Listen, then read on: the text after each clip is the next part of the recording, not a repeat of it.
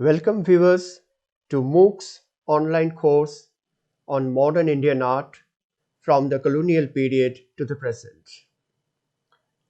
As you all know, this course will have a series of 20 lectures divided into 4 weeks, and each week will have 5 lectures. So accordingly, I have titled each of the weeks separately. For example, the subtitle for the first week is Modern Indian Art, The Beginnings. Because in this week, that is the first 5 lectures, will be on the various important moments which we consider as the beginnings of modern Indian art. So remember, here we don't talk about one singular beginning, but we talk about beginnings. That is, there are several moments, several pioneering moments, several pioneering artists who have contributed to the beginning of modern Indian art.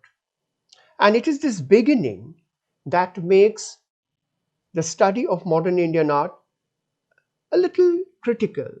Or let me put it this way, to understand the beginning or beginnings of modern Indian art is extremely crucial to us, because unless we have a clear knowledge about the situation, the circumstances under which modern Indian art began to take its shape, we will never be able to follow the entire trajectory till now.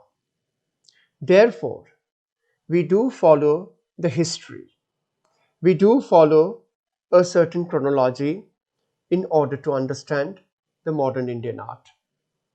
But right at the outset, let me also make it very clear that this particular course is not merely on the history. We are here to study modern Indian art from the colonial period to the present, not to gather data or information, something that is easily available thanks to the information technology today. So we would like to spend more time and put more emphasis on not the data but on something more important, that is appreciation. How do you appreciate modern Indian art? Given the fact that modern Indian art is full of diverse examples of art, something that is going to really put us into some trouble of comprehending modern Indian art within one single frame, which is absolutely impossible. So we need to create different frameworks of understanding as we move on from one time period to another, from one phase to another. This is something that we will be doing all along. But at the same time, this is also true that at every moment we need to sensitize ourselves, we need to resensitize ourselves to understand modern Indian art visually, to understand modern Indian art aesthetically, to enable us to appreciate modern Indian art in terms of its visual styles, visual language, and also the visual propositions. Therefore, at the end of this course, what is expected is this, that the students will have the required amount of ability to understand, appreciate modern Indian art. In other words, they will begin to enjoy modern Indian art despite its diversity, despite its historical complications. Now let us move on with the slides today. And today, as you can see, the subtitle, lecture number 1, is all about the overview of modern Indian art. Now, as I have already told you, the present course on modern Indian art from the colonial period to the present covers a vast range of time from mid 18th century to early 21st century. Now, in the context of traditional art, ancient art, this is really speaking not a vast range of time. But as far as modern history is concerned, this is a vast range of time because things begin to happen very rapidly in succession during the modern period. Therefore, whether you study the history of fine arts, or you study the history of literature, or you study the history of philosophy, science, anything for that matter, when you are studying them in the context of modern art, there is no way to escape the rapid evolution that is taking place, despite the fact that the time range may not be so vast. So, the vastness that we are talking about at the moment is not really about a numerical vastness. We're talking about the density of the happenings that took place during this period from mid 18th century till today. Now, this course not only covers a huge time span, but it also covers a huge range and variety of styles, techniques, mediums, subject matters of art. And every moment we need to, as I told you, resensitize ourselves to change the framework through which we look at a work of art. That needs to be changed every time. In other words, we need to change our spectacle through which we look at work of art. Because each work of art, each different style, also demands a different way of viewing them.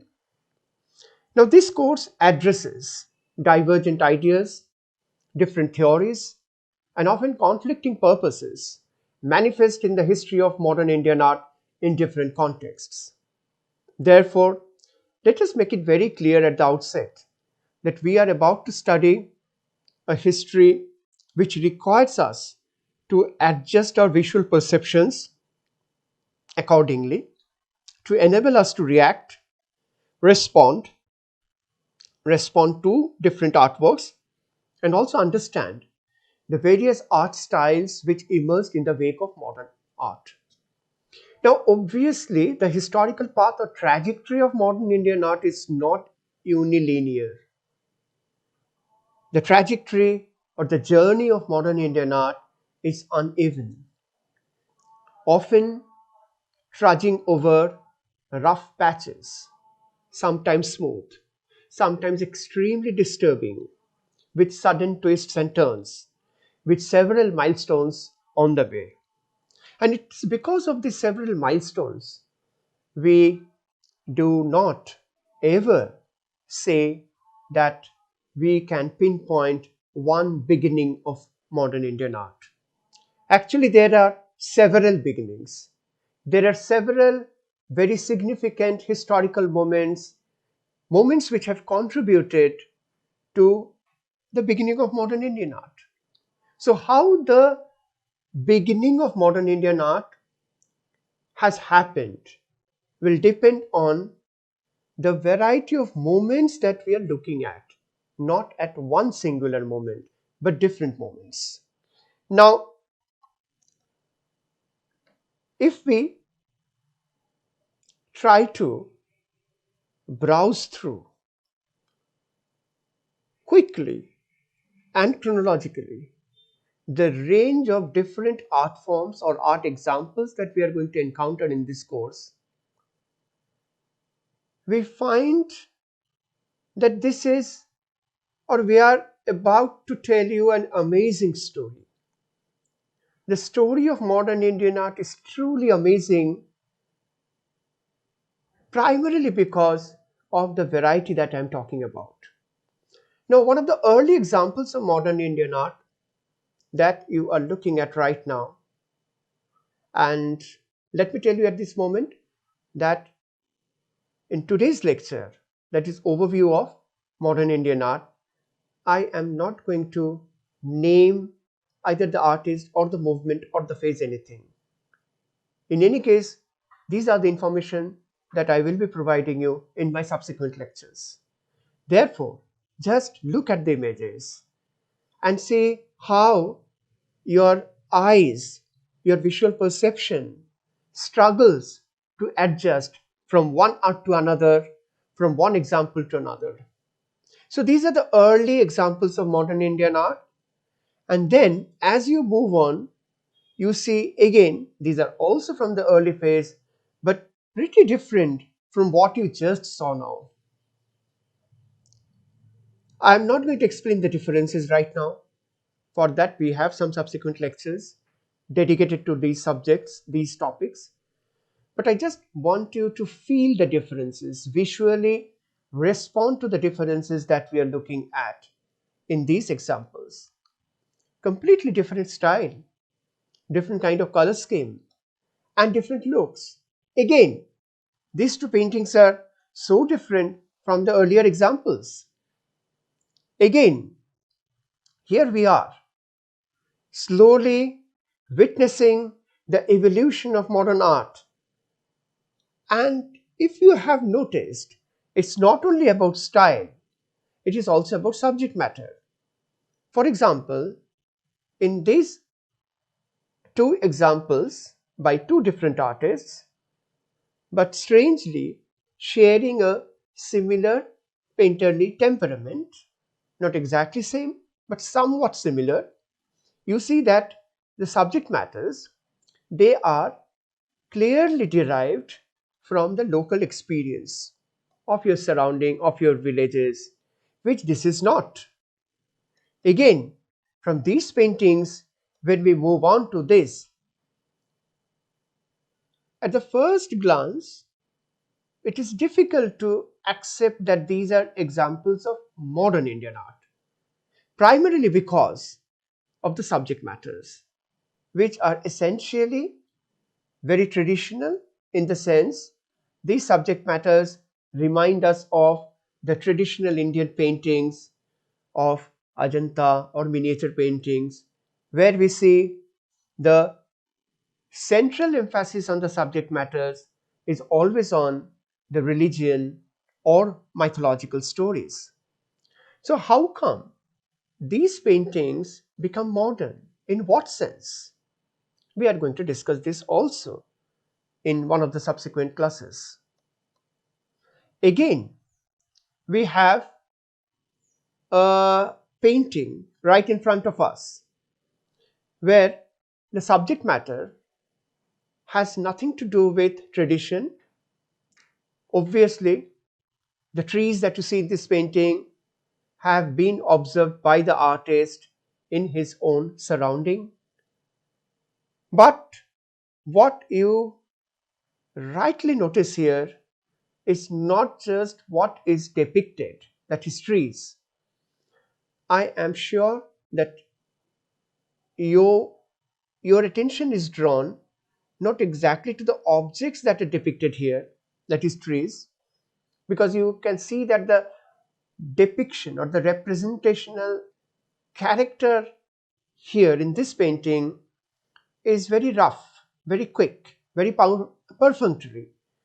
Not a detailed drawing of a tree, but a very quick, rough, sketchy type of representation of trees, not one tree, but many trees.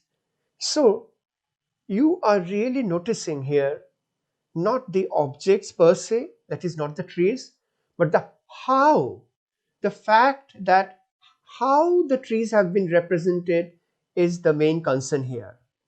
So again, when you look at this kind of paintings, you actually look at them not to merely identify the objects or the motifs depicted, but mostly to respond to the methods of painting, the way in which this painting has been done.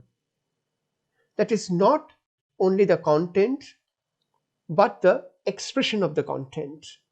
How you put the content across, that becomes often a very, very important feature of modern Indian art.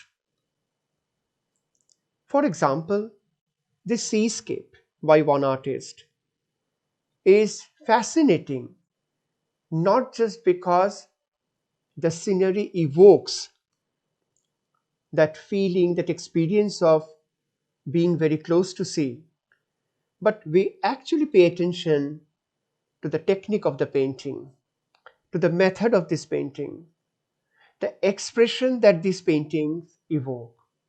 So, in other words, when we look at different kinds of paintings, we not only pay attention to the motifs or the subject matters or the content, but we, at, at least in the modern art, we pay more attention to the method of the painting and what in general parlance we call style, the style of painting, the style of sculpture, the expression of a certain subject matter often becomes more important than the subject matter itself.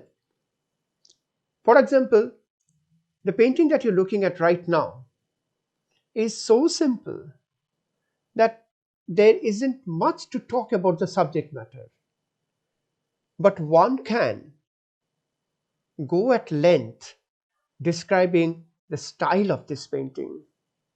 And this is where modern Indian art becomes really fascinating for us to look at. Now, there are also moments in the history of modern Indian art when it is again not the style but the content that draws your attention, like the one that you're looking at right now.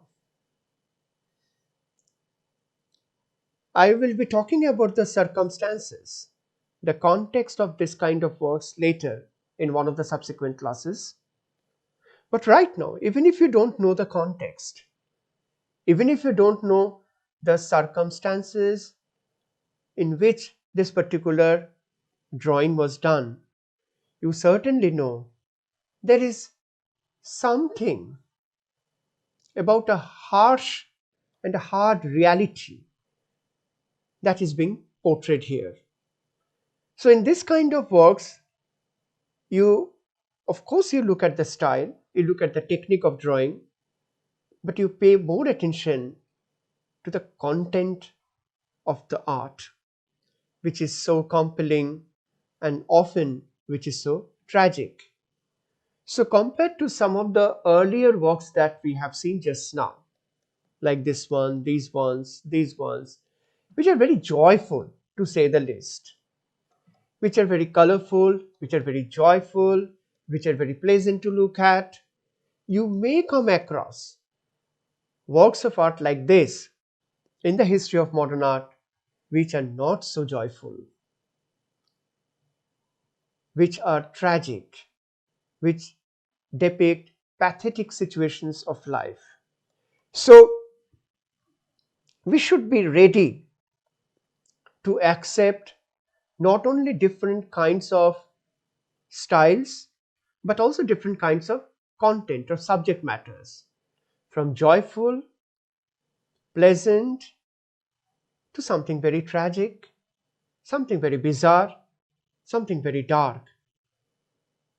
So the history of modern art, or the range of this history, covers every possible emotion that a human being goes through. So the whole notion that art, or the primary function of art, to soothe your mind, to keep you happy, to make the whole act of looking at art very joyful, may not be true always. There have been artists, not only in India, but throughout the world, who have felt that it is their duty to also depict the darker realities of life. Therefore, we get both kinds of instances. And there are artists like the one here who have explored a very different kind of style or language of expression, where subject matters have often been less important, but how you structure a painting becomes more important. So, there are examples of work of art where we look at the structural aspects of the paintings or sculptures, and therefore, in modern art, when you look at these two paintings right in front right now, you can easily use the word distortion. Now, you never use the word distortion in the context of traditional art. It is only in the context of modern art, be Indian or Western, you begin to use the word distortion. That often you find terrible distortions of human anatomy, human body, human expression. Now, why? Why modern artists have to go for all this kind of destruction at the cost of the beauty of human body? This is also a very, very important issue that we need to discuss, and we are certainly going to discuss this in one of our later lectures. So, modern Indian art is full of ample examples of so called distortions. Though personally, I don't like the word distortion, we are going to find out some suitable word to replace this word distortion. But till then, let me use this term or this word distortion without any derogatory implication. There is no negativity in the way we use the word distortion in the context of certain examples like this in modern Indian art. So it is distortion in the human figures, it is distortion in many other motifs, it is distortion even in the composition, of which there are plenty of examples in modern Indian art. So, in modern art, we have often seen how forms and particularly human bodies have been not just distorted but fragmented, fragmented into pieces, mutilated in a sense, and rearranged in a particular way. Now, why modern artists often go for this kind of restructuring of human body? Why can't they remain happy and satisfied with the naturalness of human body? Now, when we say this, we also need to remember that while on the one hand, in modern Indian art, we often see this tendency to leave behind naturalism and move towards certain kind of restructuring or distortion of forms. On the other hand, we have also examples like this painting or the next one where it is neither naturalistic nor distortion. It is entirely abstract. So in modern Indian art, like in modern Western art, we have brilliant examples of abstract art as well. So basically, the entire history of modern art in terms of style can be divided into two categories. Number one, where you find the forms, however distorted they may be, have some identity. They carry some recognition. They can be recognized, they can be identified. Therefore, that category of art is called representational art. In spite of the distortion, still you can make out that was a woman, that was a man, that is an animal, so on and so forth. But in this kind of painting, where even the artist doesn't want you to recognize anything, but wants you to enjoy the forms, colors, spaces, shapes, and lines in their own terms, This kind of art should come under the category of abstract art. So in modern Indian art, we see both representational, abstract, and sometimes realism is used to again address certain dark and bleak aspects of life and society, like this one. And you can also say that how, in spite of realism, there is something unreal about this painting. That is the missing heads. You know, what do they indicate, these missing heads? Why these bodies do not have heads? Are they mutilated bodies? If so, how come they are walking? So these are the questions we need to answer when we come back to this phase later in our course. Now, there are also paintings like this in modern art which are absolutely, at least in its appearance, very ordinary, very commonplace because of the subject matters again. In sculptures too, in the beginning, you get to see quite a few examples of early modern Indian sculpture where tendency was to conform or follow the naturalistic, realistic forms of human beings. But gradually, again, distortion or restructuring of human anatomy creeps in. It is no more naturalism, but it is about stylization. It is about restructuring the anatomy. It is about playing with the body of animals, birds, and human bodies. And basically, as you can see in this sculpture, the emphasis is not on a realistic or naturalistic representation, but clearly the emphasis is on the shape. So there are plenty of such examples from modern Indian sculpture where shape or different shapes become more important than any naturalistic references. And talking about sculptures, you will also get to see that how material, the medium of sculptures undergo rapid, drastic, revolutionary changes in the history of modern art. Therefore, when you look at many examples of modern Indian art, particularly sculpture, you can clearly see that modern Indian sculpture refuses to stick only to traditional mediums like stone and terracotta and bronze or plaster, but they explore various mediums like the one that you saw just now, industrial mediums, iron scraps, then different kinds of metals, different kinds of industrial materials, even soft materials, and therefore we have this term in modern sculpture, soft sculpture. And there can be examples of sculptures where all the elements have been actually collected or bought from the shop, and then you recreate something out of these collected plastic materials. Or for that matter, this sculpture, you see that all these utensils have been actually collected from the shops.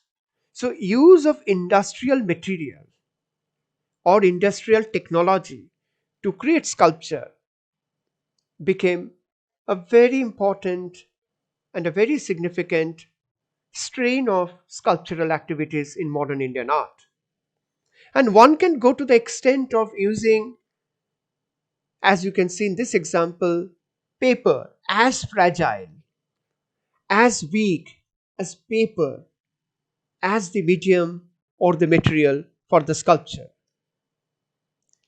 And then we also have forms which are neither sculpture nor painting, but a third category comes up in the history of modern Indian art, that is installation or performance art, like this one also, where the artwork, whether it is a performance art or installation, happens in the real space. It is very difficult to reinstall an installation again in another space. Therefore, we talk about site specific or space specific art, site specific installation, site specific performances, something which cannot be ported or carried from one place to another. Then, of course, needless to say that in this digital era, artists cannot but get highly attracted to the digital technology as a new medium for their expression. And therefore, we have plenty of such examples where new media, digital art, and different forms of information technology have been used to express their art. Now, what is happening now that when we have quickly scanned through the range of modern Indian art is this: from simple mediums like watercolor, pencil to the newly adopted Western mediums like oil pen to finally digital media, new media, performance, modern Indian has truly traversed a long way. Needless to say, beside technical and technological experiments, modern Indian art has also explored the content and ideas to a great extent. Now, keeping this whole journey in mind, a journey which is still ongoing and seem to be breaking the barriers and charting new ways almost every other day, we look at some of the significant moments and milestones of modern art. Yes, it is that rapid. Modern Indian art has become a very happening subject to observe, to study. There is not a moment of lull or dull time. Every day, every week, there is something new coming up. So, quite naturally, while we focus on some art movements, and artists, we also miss out on others. But based on these basic ideas and knowledge, one can add on and make the experience of looking at modern Indian art more enriching. Now, as you see, that we may not be able to do justice to modern Indian art in the span of this course, but we can certainly keep on applying this knowledge, we can keep on applying this perception to extend and expand our knowledge, our examples from the various categories, various artists, various movements all over the country. After all, please keep this in your mind that we are talking about the history of modern art of such a country which, by nature, as you all know, India is full of diversity. Therefore, it is quite natural its modern art will also be extremely diverse. And therefore, just one course comprising of 20 lectures is simply not enough. But still, we'll try to do our best. Thank you.